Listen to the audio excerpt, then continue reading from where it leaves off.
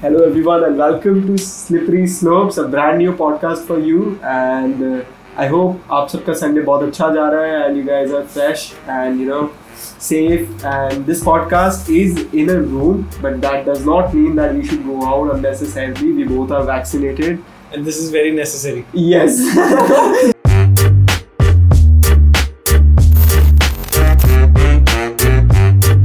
For our production quality, this is very necessary for us to get in a room. Otherwise, stay safe, follow all precautions, sanitize, keep washing your hands if you go out, wear a mask always. You are anyway vaccinated. Yeah, so I'm anyway vaccinated, and even he is. I have natural antibodies. Yeah, he just recovered from COVID, and it's now 28th day today.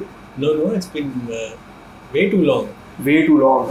I got last 90 days. On 14th April. 14th positive I came out positive, but I had like 3-day fever. That's it. I didn't get it very bad. ठीक था चलो ठीक है, तो antibody भाई की भी बन चुकी है, मैं बाहर से लगवा के भी ले आया हूँ, तो इसी के साथ नकली नहीं है हमारी एंटीबॉडी. हाँ, चेक करा ना है, सफर किया है एंटीबॉडी के स्ट्रगल, दुख दर्द, पसीना, खून पसीना, आंसू. How is the 5G going? First class एकदम. सिग्नल आ रहे हैं वैक्सीन डाल के. सही है. तो 5G के साथ आजकल बैन चल रहा है थोड़ा बहुत. What's up with this? You're a government supporter. What's up with this? So the ban, if you study, is the ban is not very rigorous, to be honest. What is so it the like? ban was, the government issued a statement or issued guidelines 3 months prior that the following things are needed to be changed in social media, on social media platforms and their workings. So a proper time of 180 days was given, and 120 days, 120 days was given. And so the requirements were that there should be a chief nodal officer for a social media company, and you will be classified as a social media with 50 lakh users if you have 50 lakh active users. And the origination of the true message, of the initial message, should be the first generation point of any message which was sent or which is forwarded many a times. जैसे हम WhatsApp पे देखते हैं, it gets forwarded, then forwarded many a times. So the true origination of that message should be disclosed to the government if the government asks for it, because to protect some things that are hate speech, that are violence inflicting comments, that are mass gatherings for something which is accepted in the society, and so on and so forth. So in my opinion, WhatsApp claims that the true origin of message is direct attack to your personal privacy. But in my opinion, if you look at it, that your opinion. Yeah. In your opinion. No, but speak for yourself, please. मेरे को time मत कर. So what I think of it is that it is good until unless it is also somewhat required, because we see in this cancel generation, we see a lot of things, a lot of news which is censored in some way or the other. Either it is pro-government or it is anti-government, but it is censored in such a manner that you just get half of it, and half knowledge is the worst thing that can happen to us. So what I feel is that this is right, and this is not attack on privacy, because if tomorrow I'm a user of WhatsApp, all of us communicate WhatsApp. It's an household. This household name isn't just WhatsApp, right? Yeah, this is let's take Facebook, Twitter, all social media. So if this rules and amendments were passed earlier, we could have easily the happening that happened, boys locker room, that was on Instagram, and there were many people that were discussing about it. So if this rule was then implemented back then, boys locker room, I guess, would have never happened. Situation like that, some people. So let me play devil's advocate. So I get the point. Yeah. Like I don't mind social media companies having to have a nodal officer or Someone to a respond CCO, to. a chief complaint officer, or chief complaint something like that. But where the line gets, where the waters get murky, is when What does it get? What does it get? waters get murky. Murky. Yeah. New word of the day. Murky. So where the waters get murky is when the government asks who the originator of a message was. Yeah. Ideally, in an ideal world, that sounds good. I don't have a problem in an ideal world. Yeah. But guess what? We don't live in an ideal world. So, if the government is asking that who is the originator of the message, Yeah. first of all, the whole privacy talk of WhatsApp, Facebook, Google, and all, why did TikTok get banned? Because TikTok was supposed. Why did Huawei is not allowed in the US? US. It's because everyone knows that these Chinese companies have government intervention. They have to give their data to to the government. Chinese government. Yeah. So that is the concern. But now our Indian government says that we want to know who the originator of the message is. Yeah. So in an ideal world where the government specifies that this is our intention, we don't want hate speech, we want to curb any violence right at its origin, like stop it before it trickles Happens. out. Who decides what is hate speech in that case? The government. In that manner, you know what? Regarding hate speech is pretty much clear. You know, if So- certain religious terms are there in some speech, and there are still people who get. There was this influencer recently that said something about the scheduled caste people, and she made fun of them, and she got jailed, and then there was penalizing it. But when the government decides, okay, Narendra Modi's government has been irresponsible in handling the COVID situation, is this hate speech? That's criticism. That's not hate. But you think that way. I think that way.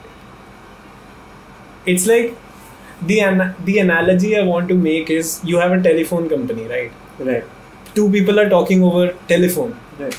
Like the company isn't supposed to, or the company knows that you two people are talking, but they're not listening to your conversations. Yeah. That is essentially what WhatsApp is, right? They know who we're talking. They know who you are. They know who I am. They have our phone numbers, our location for a lot of time. Yeah. But let's say the government says that we want to know Right. who is talking Yeah. in case we find something suspicious. So Right. first of all, you keep a track about what the conversation is happening, Right. and then you tell us Right. who the first person was to start the Chinese whisper, essentially. Right. How does that sound to you? Now, I would like to make a counter. Now, your point is valid that government is what someone else thinks is cannot be predicted. Human nature cannot be predicted. I might take something offensive, and it is subjective. For something that might be offensive for me, might not be offensive for you. But my point now here is that Facebook and WhatsApp, they are both owned by Mr. Zuckerberg. Right, and he was in the conspiracy of selling millions and millions of data to companies like Cambridge Analytica. So in any manner, your data is never safe. Facebook actually agreed in US Senate that they did this during the presidential elections for USA, and when Trump won, and so on and so forth. So Facebook is actually doing the same without your consent. So you know what? Well, It's not without. I mean, everyone knows. so you can. Did you say yes to please sell my It's information? a tacit agreement that you give us. So that's what now government made it clear. No, but like, okay, It's in white paper in front of you. like, but Facebook can't put you in a cell. Facebook can't send you in jail. That's the argument. Like, if the government knows, like, government can do anything. So what do you think? Cambridge Analytica was working for whom? Look, They were working essentially for the government to come. They formed the government because of that. The argument essentially is like, are you okay with Facebook knowing what you're talking about, or are you okay with the government knowing what are you talking about? In either cases, both know what you are talking about. And in this case as well, currently Facebook knows where you are. Exactly. Facebook knows what your number is. Facebook knows what apps do you. Facebook knows that we are in this room. Facebook knows what sites you visit, what products you see on Amazon, everything. But Facebook doesn't know the content of your conversation because it's end-to-end encrypted. That's what we think. Just the way Signal is, right? It's end-to-end encrypted. I would argue that it's like they give you one feature that okay, we're not listening to the conversations, we trust that, and they leverage that to get all the other information. I think that is the business model. Like, we give you the privacy of your conversation and we take everything else. We somehow are okay with that. But go on. This, as WhatsApp has stated, and while they've filed a case, I think that this finding out who the originator of the message is will require us to break that end-to-end encryption. Right. So I don't see how that can be positive, because then not even the government knows. If WhatsApp breaks the end-to-end encryption, guess what? WhatsApp also knows. You know, where comes the point is that, just like you said, that Facebook knows where we are, but at the cost of keeping our conversations encrypted, right? That's what you meant. But the point is that they already are collecting a lot of data, you know, for marketing purposes, for remarketing purposes, for, you know, tracking advertisement and so on. So point here is that the government said that you are already collecting such data in first place. Why do they need this data? Why do Facebook needs to know where I am or what benefit? I don't think the government has said that. Facebook is already tracking you a lot, and they're selling your data to a lot of multinationals which are indirectly helping the governments. That's the business model, right? That's the business model. And why does governments intervene in the way, you know, the Indian government intervened in was due to complaints, due to recent increase in cyberbullying that is on all-time rise. Now we are in 21st century and killing someone's digital identity. Now let's be honest. Kangana got banned. Trump got banned. But we've spoken about this. Yeah, we have spoken about this in the previous episodes. But the point was not that you know, killing of digital identity. That's what I'm saying. So similarly, your data, government wants someone there to listen to your complaint, someone there, a nodal officer, to actually respond to your complaint, a proper team in an organization like Twitter, organization like Facebook. That is not just India. India has a lot of people using Twitter. So someone actually hearing your complaint, someone actually telling that, you know, this hate speech, it was, you know, incited at this very point, at this very moment, it got circulated. The toolkits that we all read, you know, sometimes I do accept this, that, you know, political parties form toolkits. Greta Thunberg toolkit, Congress INC toolkit, BJP toolkit. कोई बड़ी बात नहीं है कि मैं INC के नाम की toolkit बना के, मैं BJP सपोर्टर होके INC की toolkit बना के किसी और हैंडल से पोस्ट करवा दूँ, कोई बात नहीं. पर अगर यही पता लग जाता और ओरिजिनेशन पता लग जाती है ट्रांसपेरेंट वे में, तो कितनी हेल्प हो जाती है. Maybe Disha Ravi wouldn't have gotten arrested. Exactly. She was not part. Like, the conversations that even came in the news were not real. Not real. For those of you who don't know Disha Ravi, would you like to? Yeah, the whole thing about the Greta Thunberg toolkit. When Greta Thunberg actually tweeted something about what to do, how to do, and when to do it. What was it about? It was about criticism to the government. So the farmers protest. So the Greta Thunberg toolkit. So the whole toolkit was that Greta Thunberg tweeted out a link to the tweet in which she supported the farmers against the government, and then she actually deleted that tweet because it mentioned the whole conversation that was about what hashtags to use and how to get the campaign going and stuff like government. that. And there were some, how farmers protest to be turned it into a religious matter in Punjabi 6. Yeah, so that's the problem. So allegedly there was this alleged conversation between this 22, 21-year-old Disha Ravi. Disha Ravi from Kerala. Yeah, she was from Bangalore, I think, or Yeah, Bangalore or Southern something, India. and there was a sedition case filed against her for some reason, and Delhi police actually went to Bangalore and arrested her out of her house. I don't know if they are allowed to do that, but they are allowed to do that. Can Delhi police arrest you anywhere in India?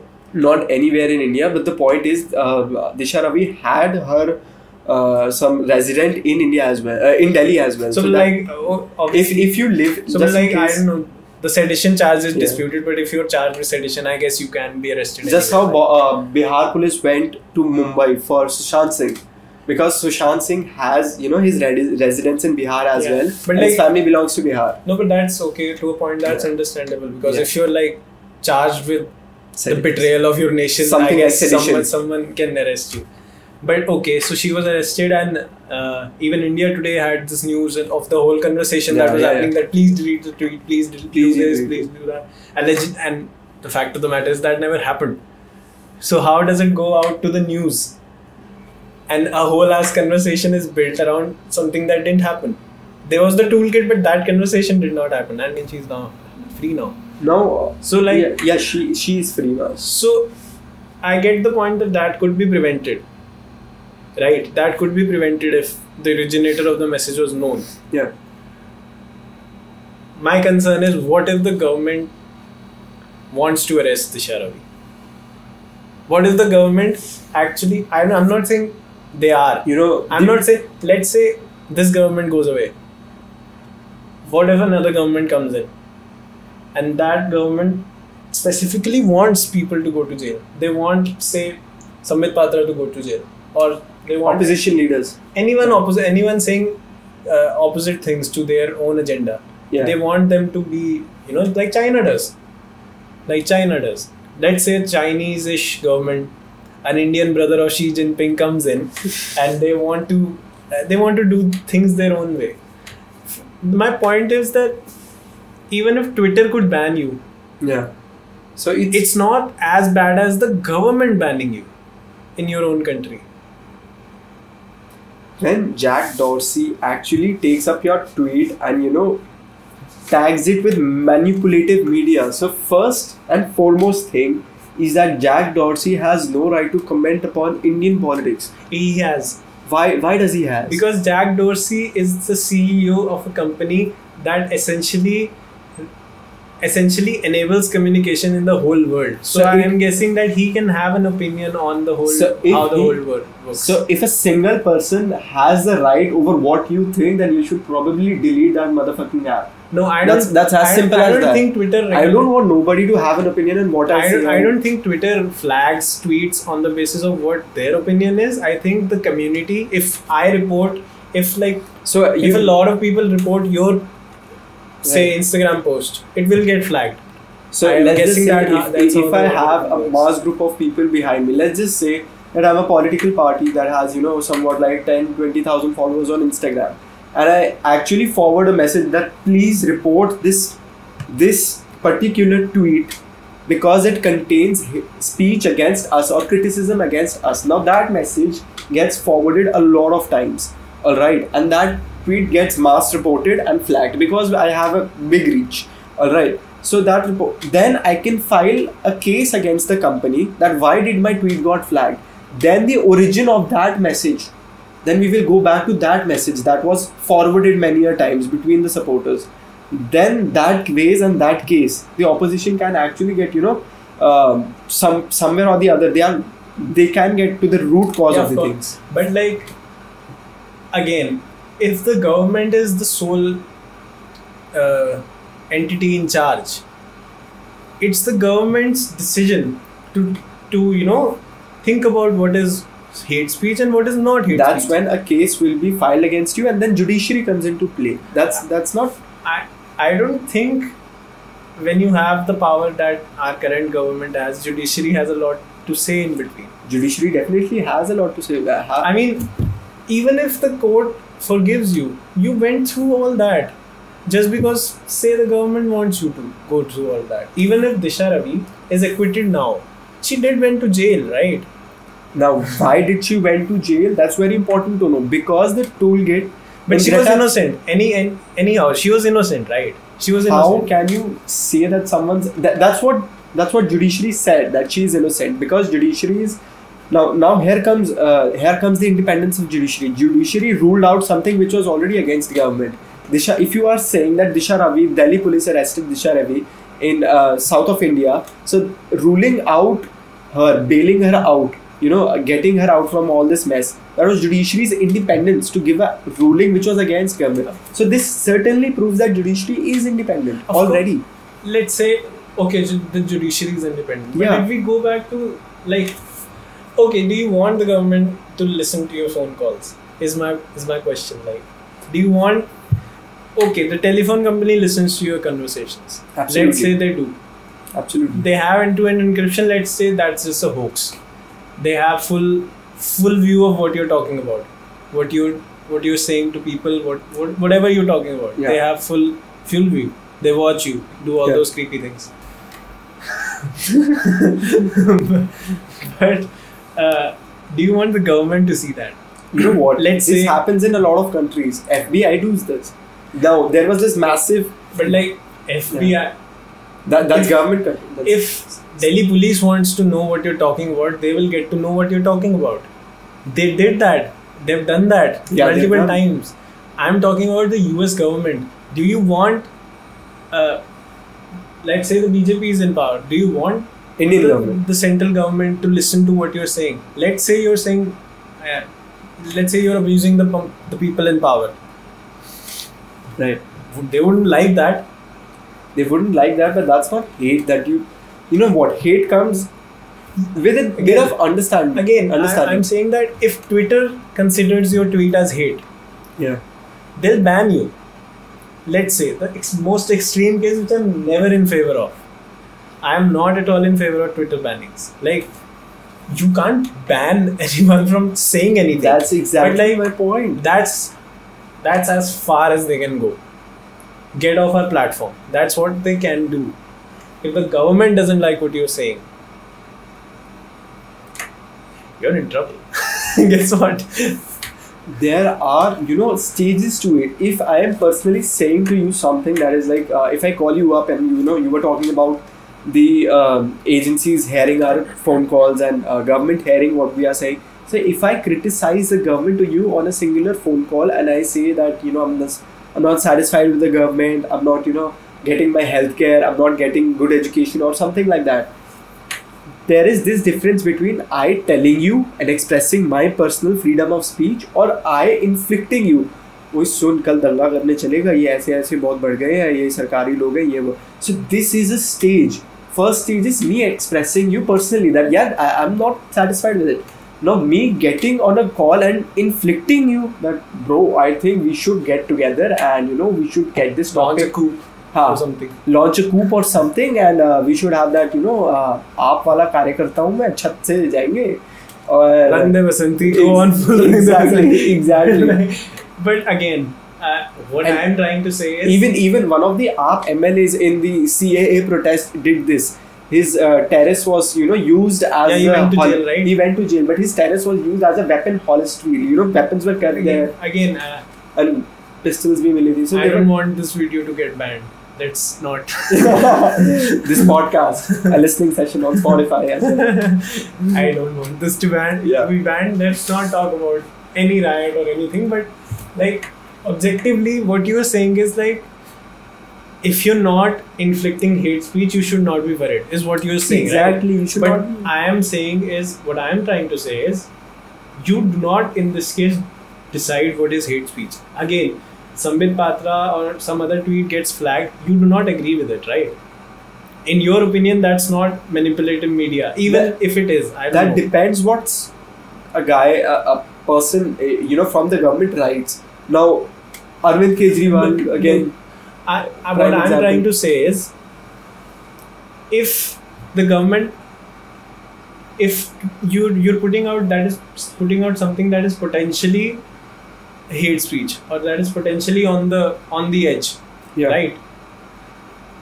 what I believe is like you have the freedom to say anything you want. That's what absolute freedom is. And I don't think we have absolute freedom right now even. I don't think freedom is as absolute as, let's say, it is in the US. They have the Second Amendment. They are dumb fucks. Whatever. It's the land of opportunities. They're free to say anything they want to for anything they wish to. Right? They say ludicrous shit on TV, on the internet. Nothing happens to them. They say a lot. They fucking make fun of their president on national television, and nothing happens to them. It's crazy.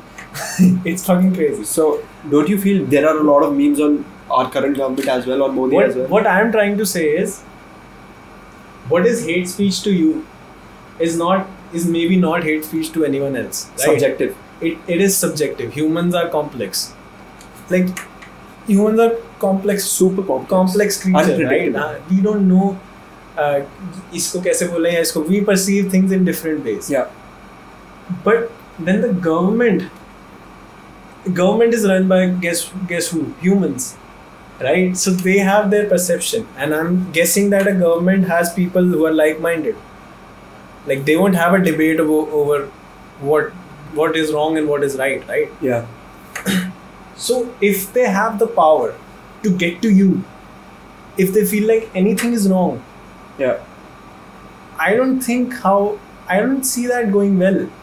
You know, this all starts with stages of criminality. Now, how stages of criminality works is, I'd like to give an example that there was this scam in USA. As you talk, like, you know, USA is liberal, and, you know, it's not liberal. It's just free. They're really free. You know, they talk ludicrous shit. And freedom is a right-wing opinion, by the way. Yeah. So if we look into that matter, and I'd like to give an example. The levels of criminality is starting from your suspicious behavior. No matter the government, you know, the CBI will always be controlled by center, whether left, whether right, whether center or mentality, whatever it will always be controlled by the government, CBI. Then there is this income tax department, Aikar Vibhag, you know, even ITs. At any given point, they're directly under the ruling party, no matter the ideology, left, right, center. Okay? In any case. Now, my point is, it all starts with you behaving suspicious, no matter the ideology. When you start behaving suspicious, now there is this scam happened during college admissions in USA, that, you know, young kids like us who are, you know, very passionate about going to Stanford, going to MIT, going to Harvard. So there was this scam all around it, that how they got in. Now, how the US government captured the guy who was, you know, mastermind behind all the scam was that first they targeted his social media activity, that what he is doing, what are his locations, where is he going, why do all, you know, high profile people are contacting him at a certain point. Now that is suspiciously level. Alright. Now suddenly, one day you are sitting, and the other day there is this high profile lawyer calling you, then the other day this millionaire is calling you, but they know that without breaking the end-to-end encryption, and the government can know that. They get to know this, not the conversations, but they get to know that he is in touch with these people and what he is doing, what is his internet activity. Now slowly they started, when the criminality level went a step ahead. You know, when the mastermind behind all the admission scandal was, you know, walking around into the universities, and then universities also had a suspicious, you know, view on him. Then they started taping his calls. The FBI, they started into taping, and from those tapings, you know, it all came out that, you know, these there was this bribery going on into Stanford, into MIT, the side door, the back door, how admissions happen, and there are millions of students around the world that want these universities, you know, at any cost. They sacrifice their lives, they sacrifice their parents' entire saving for this college fund that they want. So, you know, when this criminality level or this suspicion level grew, the government had to intervene, and no matter what the price was. So in similar manner, the Indian government also wants the same thing, to stop criminality at its origin, not only at origin. If this scandal that Varsity Blues was the name of the scandal. Please search the net for Varsity Blues, it's amazing.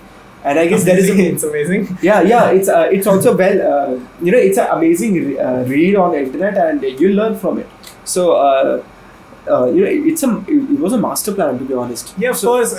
And then there's the whole Edward Snowden case. Exactly, Edward he's Snowden exposed that the government is actually listening to you, to your talks, and all watching that through your stuff. webcam. And he still isn't back. Like, he won the case, right? He won the case. Just recently. He was a whistleblower. He was on He was big a stage. He was whistleblower, and like Rogan spoke to him once, and then the case came out that he was actually saying the truth, yeah, but he still wanted. So he's in Belgium or something, yeah. and Rogan spoke to him again.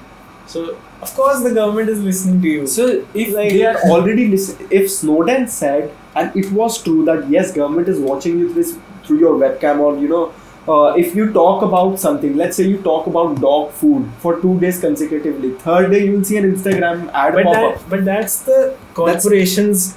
That's watching corporations' watching viewpoint. what you Now, say, right? government clearly made it open that we want that, because to stop But again, cyberbullying is happening. Okay. In this whole thing, I would like to say that I don't mind the nodal officer thing. I don't mind the grievance officer Exactly. thing. I don't mind having a CCO.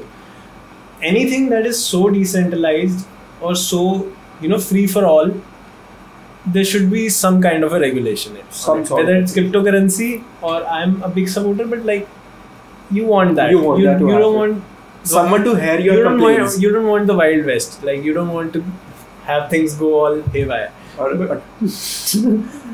Yeah, I get you. It just came to my it just came to my mind, the gun laws and all that. I don't want it to. You don't want it to be a fucking Florida. That's Exactly. what you want to say. Rednecks in Texas, fastest hand in the West. You don't want it to be like Florida. So there should be some I don't mind it. I don't mind government, keeping these companies in check. Of course, like Google, you asked Sundar Pichai was asked in a court hearing in the US Senate. Yeah. He was asked, do you watch what people search and do you manipulate data according to it? He said no. Like, what is your business model? Yeah. Like, this is what you do? What are you saying? And Sundar Pichai is like, he said in this one as well, like, we have always respected the laws of the land, and we have always respected, so we are willing to work with him. Which basically means he's a pussy. Essentially means Sundar, sorry. But it is what it which is. basically says we don't care. We just want to have business. Yeah. Whatever you say, whatever. Yes, just China, Korea, anything you want. North side, south side. You've got both. Which means, like, he's actually saying, but Twitter is different. Jack Dorsey is different. Jack Dorsey says, fuck off China. We don't want to work with you. He has actually said that. There's no Twitter, but there is Google. I mean, there's In some parts of China. In some parts of China, there is Google. At least Alphabet is present, if not Google, right? The Alphabet is present. So, Jack Dorsey, I know, is a very clear person on his stance. Even though Twitter is in the most discussion when these types of things come up. Mark Zuckerberg, he's an evil genius, let's be honest. He has lost all of his ethical values, and he just goes on and he does an auction of Fucking your data. He's a parasite. We all know that. Like, Leech hai sala. it's a known fact. Look at the guy. He looks like A bot. Niet bot. if Mark Zuckerberg came to your house in an Omni or in an Eco with like windows covered, he's there to kidnap you. There's no any person comes to your house in an Omni, he's there to kidnap you. But like Mark Zuckerberg, the face gives you a surety. like he's sketchy. He is sketchy. इसमें तो कोई doubt ही नहीं है. His personality is super, super sketchy. And it's not an unknown fact that he doesn't want to make a difference. He does want to make a profit. As long as the money comes in, he'll work with the Russian government, he'll work with the US government, he'll work with the Indian, And Chinese, Korean, any government. That's since the start. Mark Zuckerberg, since Face Smash. Of course, He what was was there the for original money. app? Face Smash. He couldn't get a girlfriend. Exactly. Right? and He couldn't get a girlfriend. He wanted, and so he was salty. He was a salty fuck. So it's a known fact, but Jack Dorsey is different. Jack Dorsey has his say. He wants things to be a certain way, and if you can't bend to it, we're sorry. We're not here to deal with you.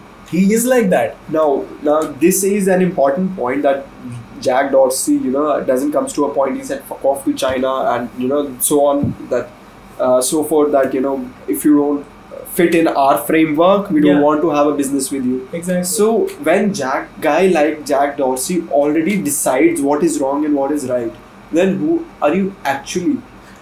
Do you really have the freedom? When listen to me, when Jack Dorsey actually frames a criteria for you to work in, whether this is my criteria, you work in this, you are happy, you're a happy man, we are a happy company and we do business. But if you don't follow this criteria, this circle, you don't fall in here, we just say fuck off to you because we already have millions of users and we are stealing, if you're depriving a country of, a platform like Twitter, you're actually stealing a lot from that country. Services like Twitter helped Delhi, city like Delhi in COVID crisis. Yeah. Instagram, Twitter, so you're everything. actually depriving that country of free format of communication because they don't want to work your way. But again, like I don't know, it was the UP government which arrested a guy. Like he was asking resources on Twitter and all. I don't know, he helped someone or he was asking there was this person who got arrested, right? Because the UP government was saying that don't spread spread the information and stuff like that. Their point was like there's a lot of things that get mixed up. A lot of unknown resources and that can hinder the situation rather than help it, which is okay. And again, there should be should be regulation. I'm not against regulation. What my point is I don't think the government needs to break the end-to-end encryption for regulation. You know what? If you really want regulation, I don't mind regulation. I mind oversight. Is what I'm trying to say. Overwatch of a watchdog. Yeah, I don't want the government to listen to my conversations because let's be honest, we're you and me are common people. Even if Facebook listens to what you're saying, or WhatsApp listens to, which is essentially the same thing, they won't go as far as maybe the government can go. Right. Even if I'm enticing hate speech, the government can find out who enticed hate speech. Yeah. Now there is the law which says is that when government asks, if let's point it this way that I'm a person who is enticing hate speech on a lot of agendas and my suspicion level in the normal eyes of the government goes high. So if government says that they want my data as an individual, Ayush Chawla's data as an individual, then they cannot deny. All right, that's the point. If government knows already that Ayush Chawla is planning out something, so there was some suspicion level. There was something happening that Ayush Chawla's name got to the government because if I'm sitting here right now, I don't think Modi or Amit Shah knows my name. But if I am doing something really suspicious, then the government knows. Then the government knows your name, and then the point they know your name, they can ask the company to give us some sort of if something I do which is wrong to the society or harming the society in any bad light. And citing that incident, the government can clearly say that this guy was already a very at a level of suspicion, and now this incident happened which involves him. Now we need what he was. But it's again the telephone company case, so right? This will bring transparency. The telephone company is telling the government who is talking what and who is talking. Again, it will bring transparency to the government. And to the judiciary system as well. You will not charge someone on a false claim. Because, again, the government can put you in jail based on what they think is right and based on what they think is wrong. Hands of judiciary. In the case, let's say there's a riot happens somewhere. Yeah. Right? So, a riot just doesn't happen just like that. there is communication. That's why the internet is blocked Yeah. in emergency situations. That is why the internet is blocked. The government has the power. Even though we criticize, I don't like it. Like, I mind my internet gone. Being blocked. Yeah. Everybody Yeah. would mind. This is not Kashmir, let's be honest. I want my internet all the time. So, but I understand why the government does that. If there's a riot, even if I agree with the agenda, to the extent that maybe the riot should happen, it should not. Any riot should not happen.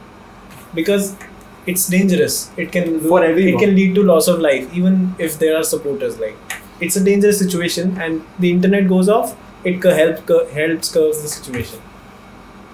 So the government in that case can actually find out who actually messaged each other, what was the communication. Yeah. But they can do that without asking WhatsApp and Twitter.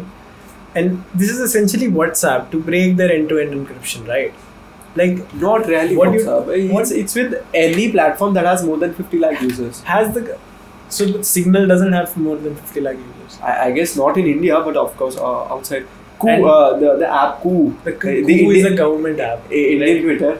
So it is has the 60 it's lakh like users. Chinese version of the Indian Twitter. WeChat, right? WhatsApp, Yeah, yeah. WeChat.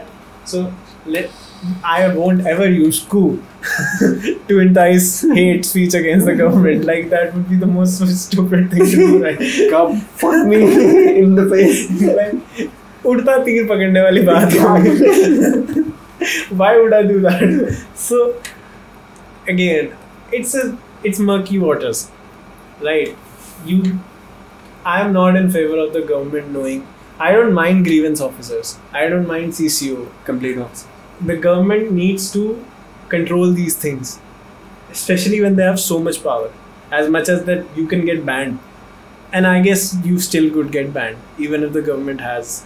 Even if the Your government data, doesn't have anything on you, you still can get banned Banned. because what the fundamentals of the company say. Because now let's be honest, a company like Twitter or let's say Jack Dorsey, they are very much open in nature. They are the liberals of technology. They are the left side of the world. I believe Jack Dorsey isn't that guy who will ban you. I think the whole Twitter team is designed in the way that if Jack Dorsey doesn't want you banned, you may still get banned. No. Because I've heard Jack Dorsey speak and I like the guy. I really like the guy. Because he has a vision for the world and he's not like, I support this or I don't support this. I think the whole Silicon Valley is built in a way, and technology in general leads leftwards. Yeah, exactly. Leftwards. Because as technology grows, there is not a lot of technology that could support like the right wing agenda. There is Parler, there is these apps, but I don't believe Jack Dorsey is in support of banning someone on Twitter. It's like the whole Twitter situation is built in a way that he has to comply.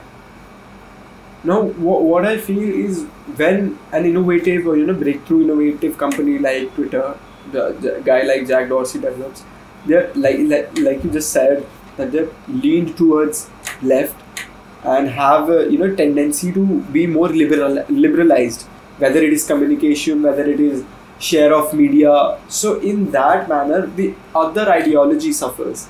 And now, why other ideology suffers? When they put out their opinions on a platform which was already built on, the other ideology, the left ideology. So a platform which is built on ideology that supports liberalization, that supports openly acceptance of who is who and who is not, versus the ideology that supports tradition, values, dharma, and Freedom, nationalism. freedom. So Guns. guns In the US, right? Yeah. So they suffer by default. There is nothing that you can do. So to make it fair, we need regulation, but we do not want only one individual to. We don't want, again, what I'm saying is we want regulation, we don't want oversight of anybody. Who elects the government in general? It is us, right? But people are stupid, like they're not essentially geniuses. What's the average IQ of India?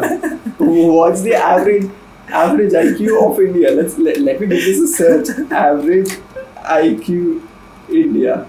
No, but I don't think a lot of Indians have done an IQ test though. No, but it comes out pretty easy. The general population wise and thought process, how Indians actually represent themselves. Look, the thing is, why Twitter gets criticized is because I really sincerely don't believe Jack Dorsey is in support of banning someone. Yeah.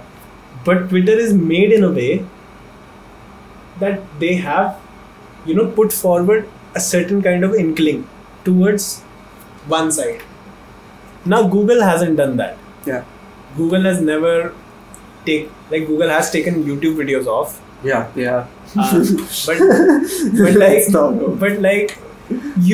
What Google does very well is they don't say a lot until it's proven. Until the sir के ऊपर चढ़ गया पानी.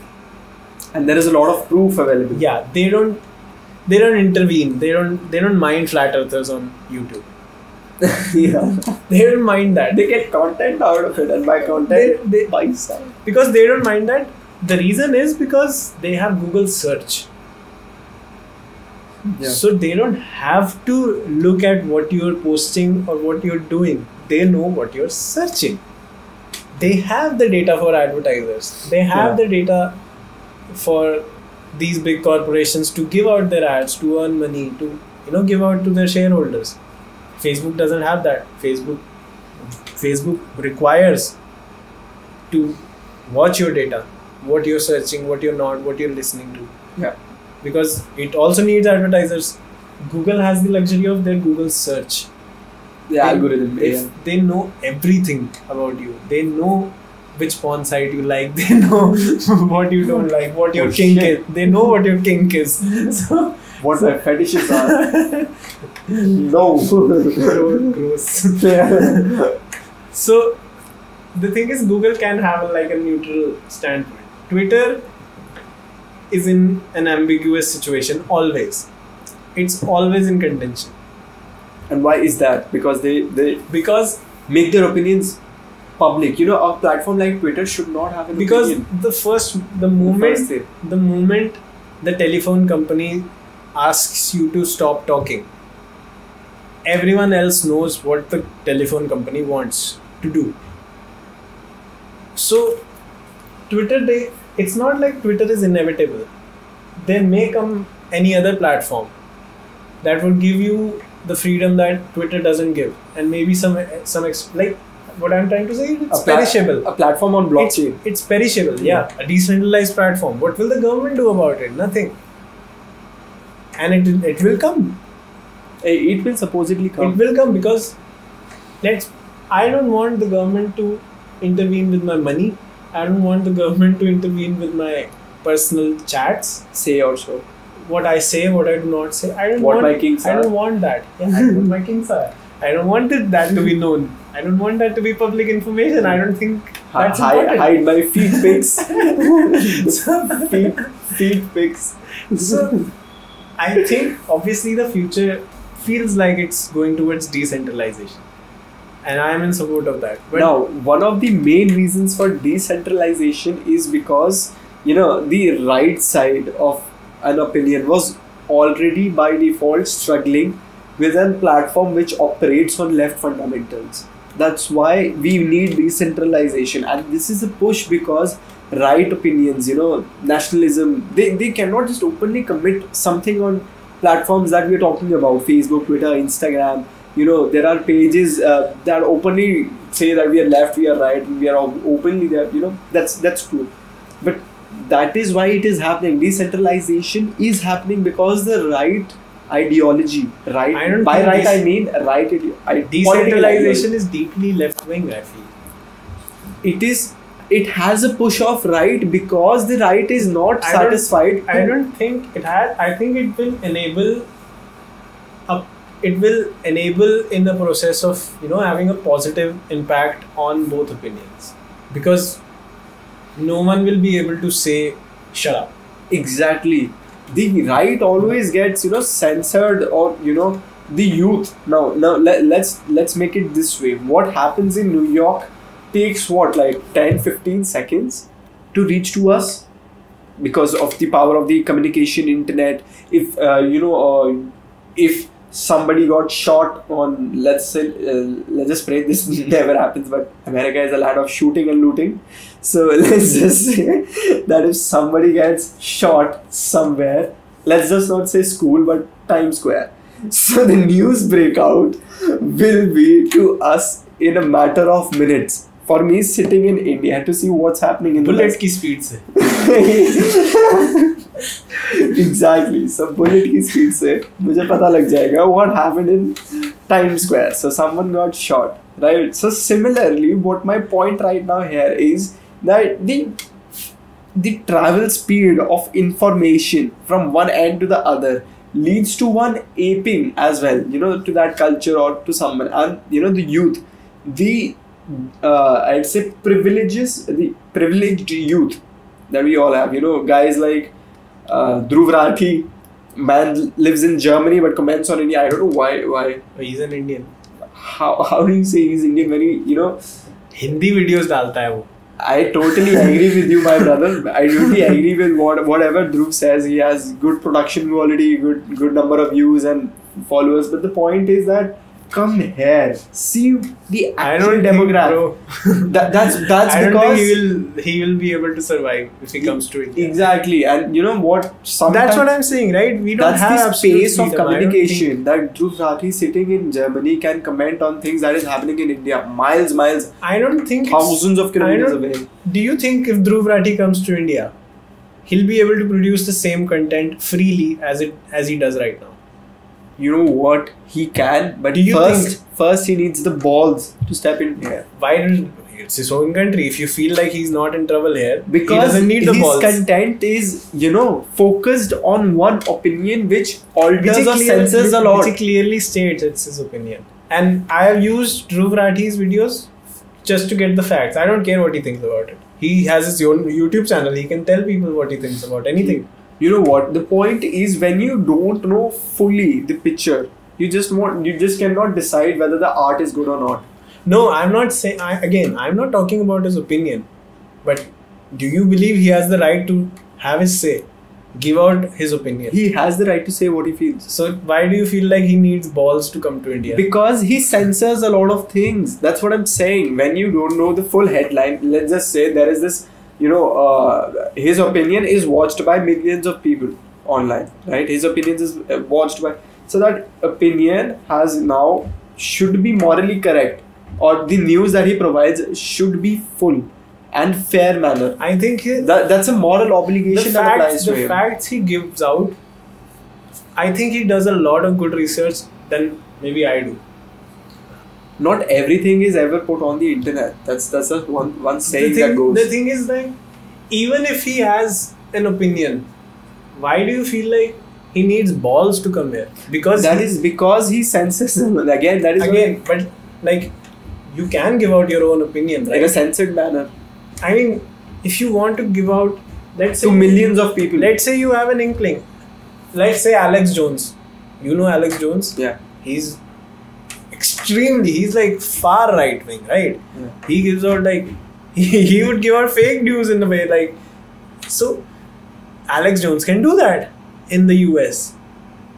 No, Twitter, like, maybe he's banned somewhere, but like he has the opportunity to do that. No one is knocking on his door.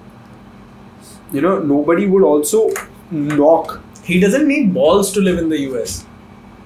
He fucking stamps his claim. I will live in the US. I will criticize the government every day. I will criticize the whole left wing. Alex Jones, what my say on the content that we are talking about here is that the guy needs to come here for ground reality that he is not prepared for in any manner. Look at his content. Not everything. If you see someone dead right in front of your eyes, and if you hear a news that someone was shot dead, this has a lot of impact. I mean, ground reality is way more different. You don't need to go to Afghanistan to report on the war, right?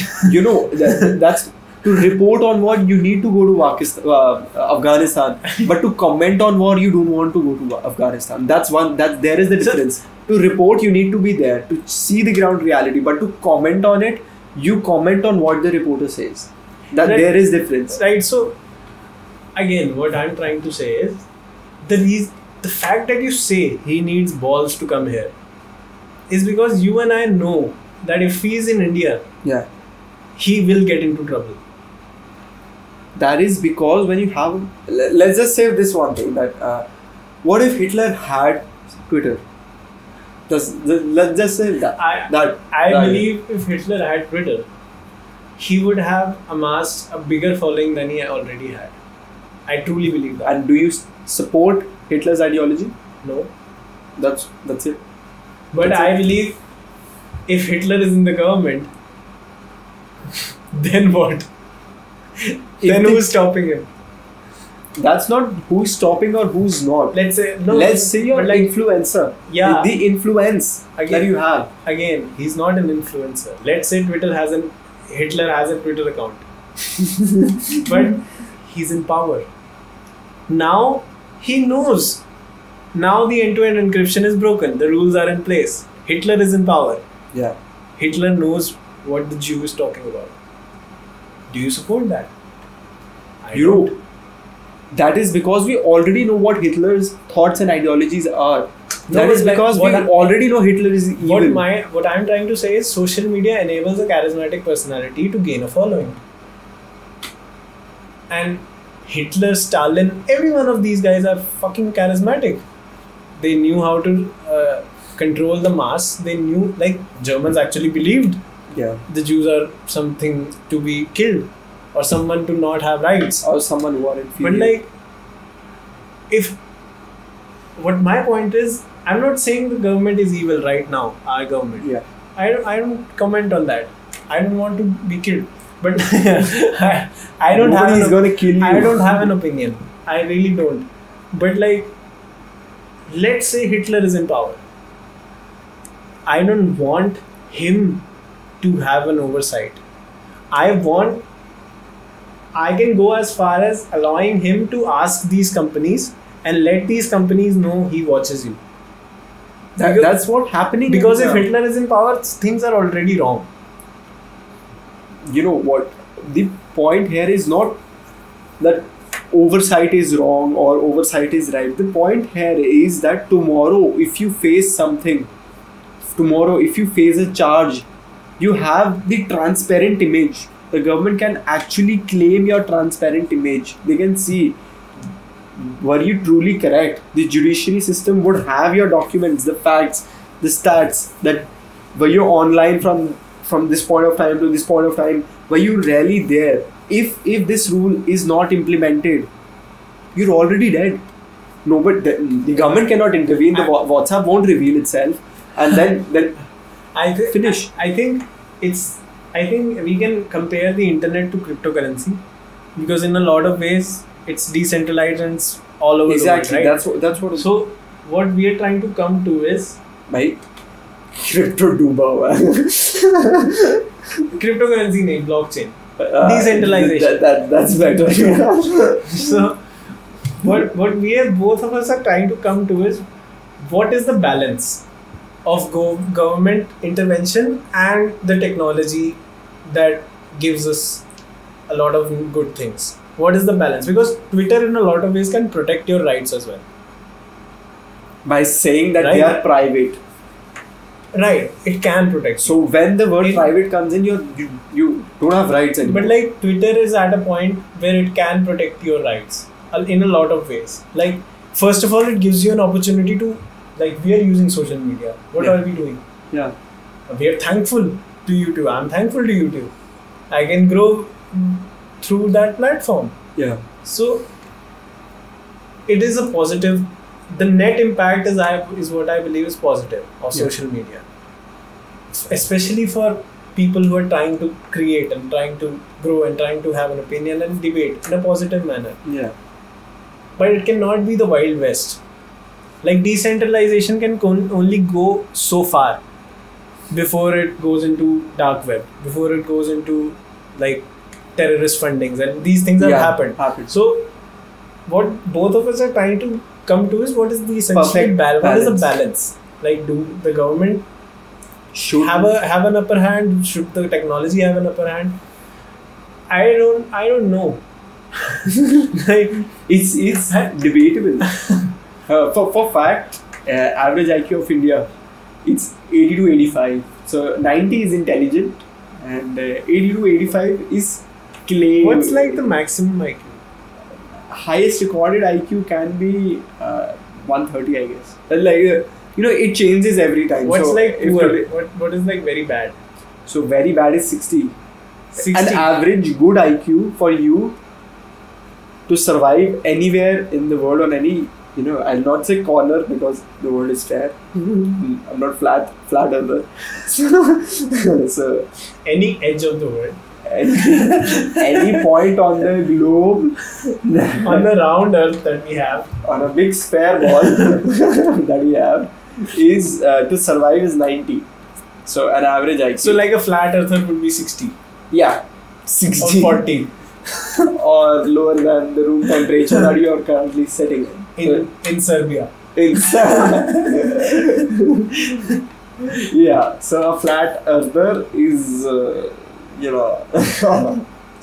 is Not all lives matter. we can compromise on some part of the This is my society. opinion. Which but like it's not like ludicrous. Yeah. So cryptocurrency. What is up with this Matic coin? If the world is down, there is this one coin that is showing strong fundamentals of growth is Matic coin, and boy, they are becoming Indian billionaires. Indian founders, all three of them, Salute. billionaires. I saw Matic coin go from 63 rupees from the first day, when I started investing. During this whole debacle, right? Yeah. So I saw when I started my crypto investing journey, I saw Matic coin on 63 rupees, and I barely knew what it was. Now that shit is on 120 rupees or something. It's It went doubled. to 70, then it went to 140, then it went to 170, like 180. It is doubled, and my crypto investing journey was I'm just like I'm a newbie. I'm like 4 months old, 4 months, 5 months old. Your investment going double in 4 months' time. it's a Ponzi scheme. No, it's not. Let's believe. No, let's believe. No, Matic coin is not a Ponzi scheme. I love Matic coin. It is not a Ponzi scheme. It works on Ether network. Yeah, it works It's a on Polygon thing, right? the Polygon thing. It works on the fundamentals of Ether network. And no, it is not a Ponzi scheme. You can definitely go on Matic network website. love Matic. So you can check them out. They are basically a communication provider. Yeah, so Matic, what Matic does is like it is not, again, what Ethereum started is so amazing. हमने ये बात करी Yeah, है yeah. पहले भी. But like it's essentially Ethereum came up with this, that the whole currency thing is not the point.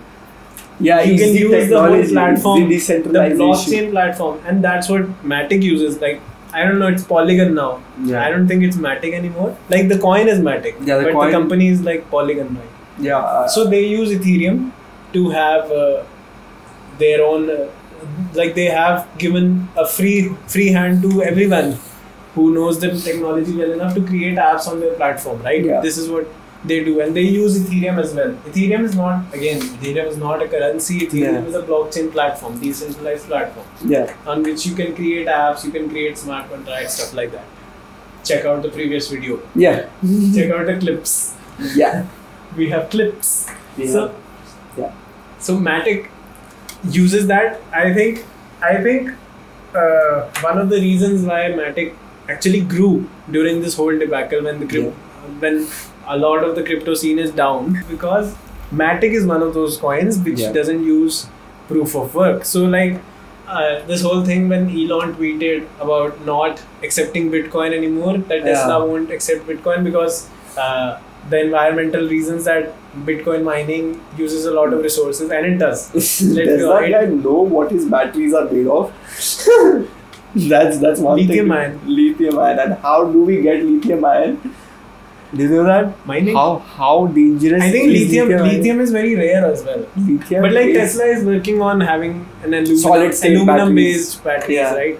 So look, Elon is. I don't want any motherfucker to comment on whether Elon is socially and environmentally responsible or not, because that guy has made electric cars. He has leapfrogged that technology. He has already done enough for one lifetime. So how do you like my t-shirt? fanboy moment. Super fanboy moment. This is Elon. for some reason he's What is he smoking? Methi. He's smoking methi. Are you sure it's methi? No, methi. I don't know क्या कर रहा है. That's I have no idea. man's a genius. Elon's a genius. So, like- someone please tell Elon to sell all his crypto and fuck off. No. The point I'm Yes. trying to make is like, whatever he tweeted out that Tesla won't be accepting Bitcoin anymore, but he Yeah. also tweeted out Tesla as a diamond hand, which essentially means Yeah. that he Tesla won't, loves diamond hands. he won't be selling the stake, 1.5 billion stake he has Yeah. in crypto. So the reason this blew up and the reason these guys blew up, because they don't have proof of work, they have proof of stake, Yeah. right? So proof of work is what mining is. Yeah. I think हमने mining के बारे में बात Exactly. करी We have है. discussed it. So mining is essentially solving puzzles to facilitate a transaction. Yeah. Now obviously हमने इस पे भी बात करी है कि transactions, these computations take a lot of energy. Exactly. It's not like one computer would solve it. It's many millions of As- millions of computers. Like more computers you have, more mining, mining, more ASIC miners you electricity. have, more is the chance that you will actually get the code. Proof of stake is not do the mining work. Yeah. Proof of stake is basically Hold. like, yeah, you stake a certain amount. 32 Ether as for Ether 2.0. Yeah, for Ether 2.0 is like you stake 32 Ether, and you can only stake 32 Ether. If you want to increase your chances, you can have one computer staking 32 Ether and then have another computer staking 32 Ether. So I have a collection of computers staking a lot of 32 Ether. Ether एक बार check करना कितने के आएंगे. फिर computer भी खरीदना है. Scene सपने मत देखना कि हम भी करेंगे प्लीज. 3.2 भी नहीं है अपने पास. एक बार देखना जरूर 32 Ether कितने के हैं. क्योंकि उसके बाद आपको एक सुपर मेगा कंप्यूटर चाहिए जो पायलट एपिसोड में डिस्कस हुआ है. प्लीज देखना और फिर बताना. हाँ, ऐसे. Please comment down below how much will it actually cost for 32 Ethers plus a good rig. अभी डाउन है. अभी डाउन है. So like you stake a certain amount of Ether. 32 is like maximum you can stake. Yeah, that's the, So that's a benchmark. 32, I believe. no, I don't think 32 is the maximum you can stake, Yeah. and then to have a chance to facilitate, like forge a block, essentially a block of transactions. It uses an algorithm which is like randomized, but it also takes in the fact of how much you have staked Staked. and stuff like that. Very sophisticated stuff. So that helps in reducing the computational power. That is essentially what Ether is trying to do, and Yes. eventually Ethereum Even Matic network is yeah, They Matic don't- uses You- Cardano uses proof of stake, Proof of Matic stake. uses proof of stake, and essentially Ethereum 2.0 will be using that, yeah, and then it is Ethereum 1 will also merge with that. merge with it. I think that's the whole thing. And if you own Ether and you're watching this and someone claims that send me your Ether 1.0 and I'll turn it into 2.0, that's a scam. And that's a Ponzi scheme. Exactly. That's what a Ponzi scheme is, because your Ether in your wallet or in your holding or in your exchange, whether it is B2 Coin Index or a Coinbase or WazirX, it is not the case that Ether coin is changing. No, Ether technology is changing. It's not that your router has been changed, it's just that your internet speed has increased. So that does not mean that you need to change your router. Yeah. So that's proof of stake is basically you don't do the work of all the computational. That only needs to happen once. Like basically the point is like all of you don't have to go fucking crazy and do all the computational, and then a lucky draw will happen. Like you will get the chance to facilitate. The randomized thing will choose who does the computational work, Yeah. and then you can do it. So essentially decreases the environmental and resources impact exponentially. Like it helps a lot. Yeah. And that is why Bitcoin, of course, Bitcoin's founders are unknown. Satoshi Nakamoto. For good reason. Stay. Please stay. If you watch this, stay here. Stay safe. We love you. We love you. Thank you. So basically, that is proof of stake, and Matic uses is good on you. All three. Who were the guys? Shout out to Jayanti Kanani, Sandeep Nalwal, Anurag Arjun. Good on you, billionaires. Love the capitalism. Great work. So, yeah, that is that. The idea is super intelligent, and just as we mentioned, Matic Network. What Matic Network is about, and I really want you guys to know, is that it facilitates the transactions. So it is a network that does it for very cheap, and it is super fast. No, by fast I don't mean that 2 second का 1 second में हो जाएगा. नहीं. The fast thing over here means that it gets registered from one end to other end on the public ledger with the speed of lightning. So if you have a transaction that we do a P2P transaction today, the ledger will take some time. Peer to P2P, that's peer to peer. So it will take some time. But Matic Network has made that very fast, and it has been undervalued, to be honest, for a long time, and nobody saw this coming because it's an altcoin still. It's an altcoin, to be honest. But again, love the idea. Like again, this whole thing, we will keep talking about cryptocurrency until the end of our lives. But again, we were having this conversation before as well. Yeah. Please don't invest. Don't invest in the profit. Invest in the technology. Exactly. Like if you know about it. Otherwise, go invest in the stock market. Exactly. And in that also you'll have to do the research. Otherwise, you'll lose money. So, I love the technology. Even I love the technology. I don't mind the amount of money. Say you have invested, I have invested. I don't mind losing it. Exactly. Because I love the technology. If my money... And of course, we have the privilege. I have the luxury. It is my privilege, my ignorance. All the toxic things that you can say to us. So I can invest, but okay. Do that. Don't go fucking crazy. Let's be honest. As Elon says, don't go crazy. If you have spare money, go for it. Read about it. If you have money that you don't mind going a total zero. That's the idea behind it. I don't mind the dip right now. Exactly. I'm so comfortable right now. Even I don't mind.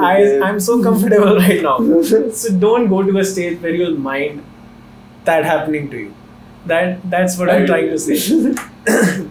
I have cracks in my heart with the dip, but it's okay. I really. वो तो पहले ही नहीं हो गए थे. I really wanted to buy the dip, but of course I lost all my money in the dip, so I don't have money to buy the dip. But it's okay. I don't mind losing it at all. Owl sounds. Black and white. Crime sounds. So, but talking about human emotions. Yeah. I want to talk about martial arts. Absolutely. तूने मेरा switch देखा? तूने मेरा कितना smooth था ये transition देखा? But I wanted to talk about martial arts क्योंकि मैं तेरे को काफी time से घुसाने की कोशिश कर रहा हूँ. And I've been influenced. So I do Brazilian Jiu-Jitsu at FMA India. It's a known fact. I've spoken about it a lot of times. Yeah. So, I really want to talk about, because we speak about people fighting over each other, fighting with each other, human emotions going up and down. I truly believe if everyone in the world did martial arts, some kind of martial arts, I don't care if it's anything, but I do jiu-jitsu, essentially jiu-jitsu, we would be such a calm place. Yeah, people would calm the fuck down.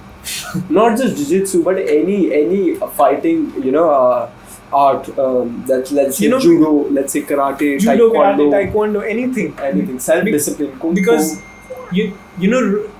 Again, Rogan has said two things about martial arts which are like profound, which have stayed with me.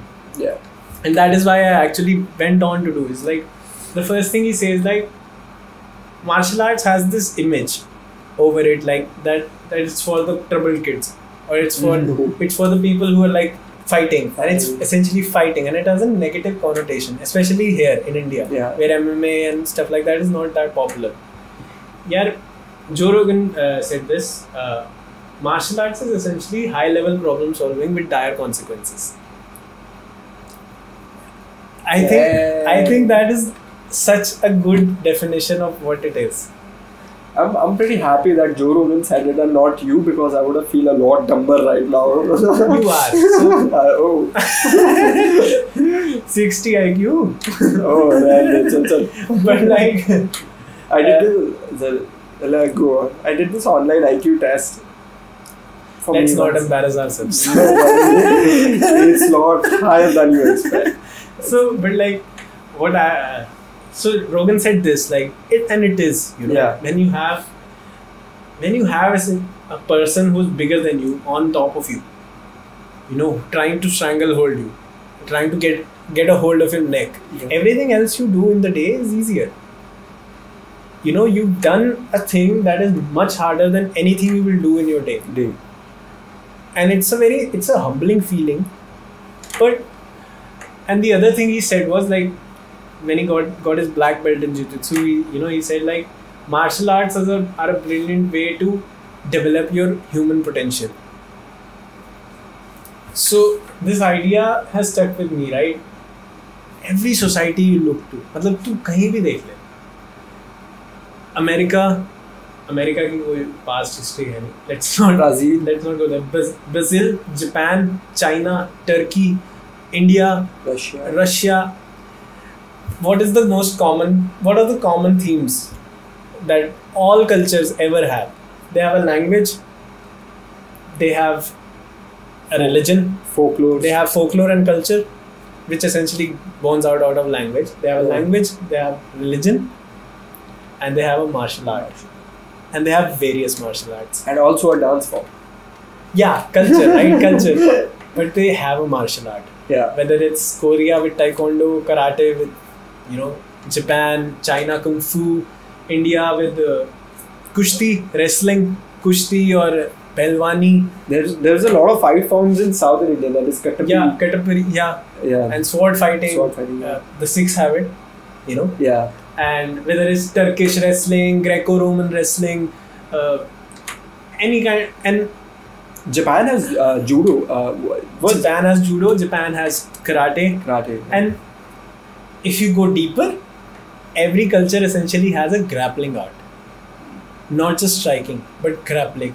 You have Turkish oil wrestling. You have German wrestling. You have Greek wrestling. Kushti. There is wrestling in the Mahabharata. Yeah. There is wrestling in the Mahabharata. It's said. They have a wrestling match. Bhim had a wrestling match. And it is grappling art. Judo is a grappling art. Jiu-jitsu is a grappling art. Because I don't know where this stopped happening, but humans are essentially, they have a place for violence in them. We are naturally not peaceful person. Yeah. We're not peaceful beings. And it's not to say that you learn fighting and go fight with everyone else, but that's a natural instinct. It's your human potential. It's like having food. Yeah, there's a survival instinct that you get hungry. Yeah. You need water. And we live in very comfortable times now. But for the past so many years, we've needed this. And it's very common. And it's like very, it shows. I guess it's the first behavioral instinct that a human, in the early Stone Age, the first behavioral instinct that I see other human, and they would gradually engage in a fight. Yeah. So claim their territory. You get a game. You kill an animal. You don't share it with anyone else. Yeah. You share it within your tribe. But if another tribe Comes in. finds out that you have food for night. Yeah. There's a fight that's going to happen, and the fittest survive. And I feel like it's gone. It's absolutely gone. Yeah. With the Because we technologies that live in such comfortable times, we don't need to worry about it. So I'll explain this with a personal example. Of course, what Parag beautifully explained. So I was in a hostel for some back time in my life, and I was in a hostel. So What? yeah, it's true. The hostel was it was a summer school, nothing as such, a boarding school or so. It was a summer school, so I was there for like a week, and we had our rooms. So there were kids that had their own laptops. They brought in laptops and they used to play FIFA, connect their controllers and on. So there was this guy in my room. We 4 people used to share a room, and it was double beds. So that guy Abhinav used to play so much. He was so much comfortable with his laptop, and what laptop was. Essentially, the machine was telling him to do, and not talking to us 3. That it came out that all 3, both of my other friends, we came out to be better friends, and we left him as what he was. That's 1 out of every 4 people. That's a simple thing. So when you decide your comfort zone, whenever you decide your comfort zone and you do not break it, either martial arts is a phenomenal way to do that. But whether you decide yourself that this is my comfort zone and I'm not stepping out of it, you're fucked. I think if martial arts was taught in schools, we wouldn't have bullying. We wouldn't have bullying. We wouldn't have bullying, because when you know how to fight, most of the times you don't need to fight. Exactly. Because you have situational awareness. Like people walking on the streets with their phones, like inviting to steal it. Exactly. And because the situational awareness goes away when you're comfortable. I think if more and more people actually knew how to fight, the lesser fights we will ever the lesser the fights will happen. People won't be triggered as easily as they are normally. No. There's this saying, right? It's better to be a warrior in a garden than a gardener in a war.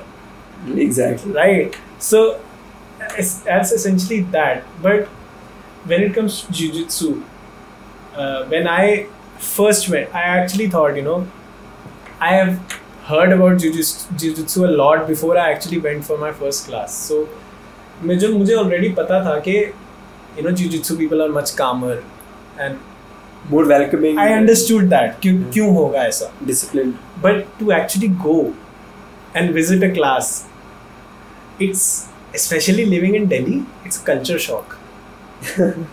Like, if I had to put it in 2 words, it's a culture shock. Like, you go to a place which is like so kind, you're like, what?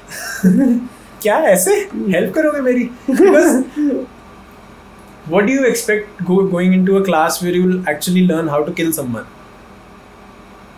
Not that. Because I came in with a perspective that everyone will be nice. But to actually experience that, these guys, and like I am in terms with a lot of guys, I don't know any, and still I went for like 2 months, and I will continue after the thing opens up. Okay. I went for like 2 months. I'm in conversation, and I know some people. Obviously, इतने सारे लोग आते हैं. I don't know everyone, but everyone is so nice. Everyone is so calm. They're helping you out.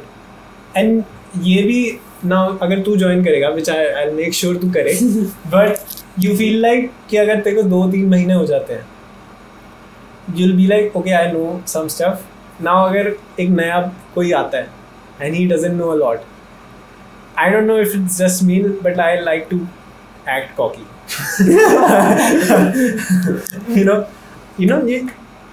If I know a white belt getting cocky in front of you is not cocky. No, but like a white belt who's been doing the stuff you do in jiu-jitsu for 3 months, a white belt can do anything he wants to do. How do you promote to other colors? It just happens. So do you have a duel in the end, or the master? No, it just happens over time. Like, जैसे होता है ना कि he submitted him, like he's really good. You know, then people talk, and over time it just happens. Yeah. You know, you just get better. That's the beautiful thing, right? You know, you have a journey, Yeah. and after a point, you can look back and see where you came from. Yeah. You know, if we rolled right now, you don't know anything. Yeah. So I can impose my will essentially on you. I'm a 2-3 month white belt with one stripe, right? But like what I'm trying to say was back to the culture thing. I used to feel like if I'm at a certain stage, and I've done this in the past, I can get a little cocky. I'll help you. I'm not like a rude person, but like I know how to establish dominance, and I think you are this way as well. Absolutely. You know, you like to establish a dominance. Like, let me teach you, in a sense. Like, don't try this out. You know, just listen to me. Yeah. I thought I would be like that because I have been like that. Yeah. Now Saturday Sundays को नए लोग आते हैं, जैसे मैं भी गया था first time Saturday Sunday, and 3 months in, one Sunday, and that moment actually came. New people come in, and you know the way in the class is structured that it sees what is like the experience level of all the people inside it, and according to that the drills will happen. It's not like half class will be divided, half class will be so. But it's essentially in a way like you teach basic skills, but every new person will end up tying up with a person who's been doing it for some time, right? And that didn't happen. I wasn't cocky. I helped people who came genuinely like from the heart. Yeah. And it like I haven't spoke. इससे पहले मैंने किसी से बात नहीं करी, ना ही मैंने वहाँ पे किसी से करी थी. But like it was like an internal revelation that I actually helped someone. Not with like, you know. So you're just saying you helped someone, but earlier you were a selfish motherfucker. I was self-minded, selfish. तू भी ऐसा ही है. Self-minded, selfish cunt. तू भी ऐसा ही है. I don't know. It's a Delhi thing. Yeah, it's a West Delhi thing. It's your neighborhood. Like, you know, the Delhi. It's Delhi. It's a Delhi thing. Like, it's Delhi. You know, I will help you. I'm not essentially a rude person, but like. You always feel like I know some stuff you don't. Yeah. And especially when it comes to like I can take you down. You know, I can pull you in guard. I can do this. I can do that. You know. I felt like I would be that. But when it came down to actually, you know, a new person who has no idea standing in front of me. Like he's seen what he's supposed to do, but he doesn't know. And I've been in that position. And when that moment came, I actually helped him. Contrary to what I thought कि मैं क्या करूँगा, and just that thing and thinking about that was like the difference culture can make, and I believe this is culture all across the board. 99% of jiu-jitsu schools as far as I can tell, and most martial arts. So like मैं share करना चाह रहा था कि मतलब मैं jiu-jitsu सीखता हूँ, नहीं वाइट बेल्ट पे स्ट्राइप्स हूँ, मैंने बहुत हम्बली हेल्प की है, नहीं ये मैं बिल्कुल कॉकी नहीं हूँ जो कि मैं हूँ अंदर से सेल्फिश मतलब कंट, सेल्फिश कंट. एस्टैब्लिश हो गई तेरी डोमिनेंस. मैं सेल्फ अवेयर हूँ, तेरी डोमिनेंस अब हो गई एस्टैब्लिश. नहीं but like I wish more people did it. Yeah, like if this blows up, let's hope so. If this blows up in the next like 1 or 2 years, I'll make a gym. I'll build a gym. I have this dream, you know, channeling Martin Luther King. I had this dream. Yeah. You know, because Delhi has the worst fitness culture I've ever. Like, Delhi, I used to box and I learned boxing for like 8 months prior to lockdown, and it was in a fitness center. So the boxing drills that they used to teach me, and my coach, she was a female, and we used to spar a lot.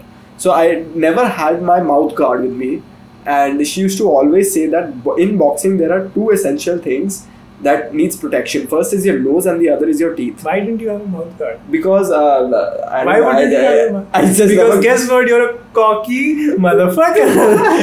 I never had a mouth guard. I don't know why I never did have one. So she used to say that get yourself a mouth guard. I used to have that protective helmet bro, and it had it protects your head, and it has a strap here, and some of the helmets, like guy like me who doesn't have a mouth guard, has also a protection over here and a grill to speak or to breathe. Yeah. So when you used to spar with each other, so she used to go easy on me, and the cocky thing, it came into me one day, and I was like, I could jab her, or I could just slip down and avoid her uppercut with a sway back. So I tried that, and guess what, I got caught, and she did blew me in 2 punches, and that was pretty easy for and her to. Yeah, that's the thing, right? It's fucking humbling. It's humbling, at that point I realized that what, just forget to boss someone around you and to act like a cocky cunt, and instead just listen to what they have to speak and just react, not always be the first one to give out some stimulus for someone to react. Just be the person who sees a stimulus around him or her and observes it quite in a manner that is, and then ask yourself, do I really need to react on this one, or you get like more humble, the consequences, right? Even if you know how to fight, you won't get into a fight, because if something happens on the street, you will get injured, or you get a scratch or something. You don't want even that. Exactly. And you're much calmer. And coming back to the humbling part, it's even more in jiu-jitsu, because when it comes to boxing, right? Yeah. If you fight with a person who's like, if you were jacked, and you fought with like some 12th grader, you don't need to be humble. There's no way that person can beat you. He can hit you some way, but like after a point, it will come to a point that he won't be able to establish the kind of power that you will be able to establish over him. Jiu-jitsu is the closest we have come till now, where a weaker person can actually win, or there is a fight IQ. I believe Jiu-jitsu was like established by Helio Gracie, who was essentially Rickson Gracie. Hickson was his son. So Helio Gracie. So Helio Gracie learned jiu-jitsu, Japanese jiu-jitsu, from a Japanese guy, and he developed it in a way in which he could actually beat or fight with guys and win, because he was a very feeble man. मतलब वो एक पतला ऐसा इंसान था, and he actually taught it to Hickson and Horian and the whole family thing, the whole Gracie family. And that's how it became the Gracie Jiu-Jitsu as it's known now. But when a weaker person can actually choke a person bigger than him or her, it's confidence building for that person, and it's a humbling experience for the bigger person. So it's like a balance. Perfect. It levels you. It levels you very quickly. Yeah. Like you can be shouting in traffic on the way. Yeah. But when you're in class, there's no space for that. There's no space. Absolutely. There's no space for that, because you will get submitted. Absolutely. So I wish it's my dream to have a facility, or it's my wish like more people did it. Yeah. No, I wish so, because my boxing classes used to start at 6 a.m. खुद तो कर. Yeah. क्या? Jiu-jitsu. Any martial art. Any martial art, but like even boxing is very humbling. So my boxing classes were 6 a.m. in the morning. For that, I used to wake up at 5, go on a jog, and my fitness center was like a 2 kilometer away. So I used to jog till there, and coming back was quite a struggle. But again, it was morning, so I had a quite bunch of time. So it never bothered me walking back. So, but that experience, waking up, it already makes you feel that you're waking up for a reason. For me to act, waking up to know the fact that I'm going in there, I'll activate myself in a mode that is more aware about surroundings, and I'll get in that mode that I know what's going around me, and I'm more focused, more cautious, more. Yeah, it's essentially in the end it enables you. Like in the end, it comes down to, do you want to be the protector or do you want to be the protected? Yeah. You know, and I like to be the protector. Same case. I don't want to be like dependent. You are late. I am late to somewhere. so let's wrap it up for today. And thank you for joining us on this episode of Slippery Slopes podcast. We hope that you had a gala time with us. And phone aa raha hai. let's just end it up.